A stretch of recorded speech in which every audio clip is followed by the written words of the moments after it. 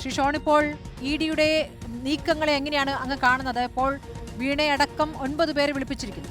അല്ല, ഇത് വളരെ പ്രാഥമികമായ ഒരു സ്റ്റെപ്പല്ലേ.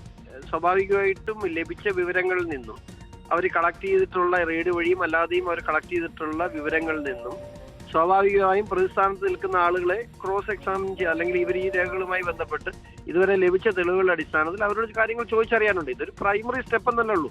അപ്പൊ അതുകൊണ്ട് അതിനെ നമ്മളെപ്പോഴും പറയുന്ന കാര്യം എന്താണ്, അവർ കുറ്റക്കാരാണ് ശിക്ഷിക്കണമെന്നാണ് പറഞ്ഞത്. അവരെ കുറ്റക്കാരാണെന്ന് എനിക്ക് ബോധ്യമുണ്ട്. അത് അന്വേഷണ ഏജൻസിക്കും പൊതുസമൂഹത്തിനൊക്കെ ബോധ്യപ്പെടുന്ന കാര്യങ്ങളാണല്ലോ ഇപ്പൊ നടക്കുന്നത്.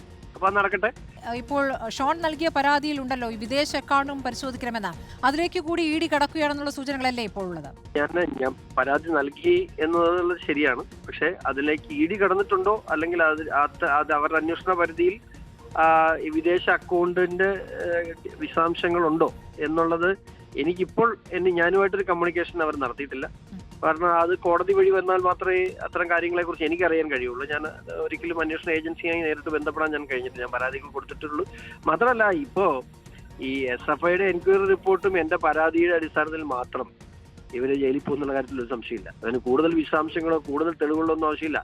അതല്ലാതെ തന്നെ വീണ വിജയൻ ഈ കാര്യത്തിൽ കുറ്റക്കാരിയാണെന്ന് തെളിയിക്കത്തക്ക സാധനങ്ങൾ എന്റെ പരാതിയിൽ തന്നെയുണ്ട്. പിന്നെ SFI നടത്തിയ അന്വേഷണത്തിൽ കൂടുതൽ ഡീറ്റെയിൽസും വന്നിട്ടുണ്ട്. അതുകൊണ്ട് എൻഫോഴ്സ്മെന്റ് ഡയറക്ടറേറ്റിന് വലിയ ജോലികളുണ്ട് എന്ന് ഞാൻ കരുതുന്നില്ല. ഇപ്പോൾ ഈ CMRലാണല്ലോ ഇപ്പോൾ അന്വേഷണം തടയാൻ വേണ്ടി കോടതിയെ സമീപിച്ചപ്പോൾ. അല്ല, തീർച്ചയായിട്ടും അവർ കോടതിയിൽ പോകും. ഇനിയും കോടതിയിൽ പോകും. ഇപ്പൊ വീണ ഇന്ന് വരെ കോടതി പോകാത്ത ഒരാളാണ് വീണ. ഇപ്പം ബാംഗ്ലൂർ മാത്രം ആദ്യത്തെ അന്വേഷണം തടയണമെന്ന് ആവശ്യപ്പെട്ട് ബാംഗ്ലൂർ ഹൈക്കോടതിയുടെ കേസ് മാത്രമാണ് ഫയൽ ചെയ്തിട്ടുള്ളത്. ബാക്കിയെല്ലാം CMRന്റെ തണലിൽ കേസ് നടത്തിയ ആളാണ്.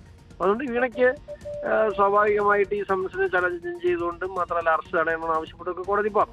അത് ഇനിയും ഇത്തരത്തിലുള്ള വ്യവഹാരങ്ങൾ ധാരാളം നമ്മൾ കാണേണ്ടി വരും. കാരണം ഒരു സൈഡിൽ പണക്കൊഴുപ്പിന്റെ ഒരു മേളം നടക്കുകയാണല്ലോ. അപ്പൊ അതുകൊണ്ട് സ്വാഭാവികമായിട്ട് ഇനി അത്തരം കാര്യങ്ങളെ തരണം ചെയ്ത് തന്നെ വേണം എൻഫോഴ്സ്മെന്റ് ഡയറക്ടറേറ്റിന് പ്രൊസീജിയേഴ്സുമായിട്ട് മുമ്പോട്ട് പോകാൻ. ഒരു അറസ്റ്റിലേക്ക് നീങ്ങുമെന്ന് തന്നെയാണ് ഷോൺ കരുതുന്നത് അല്ലേ?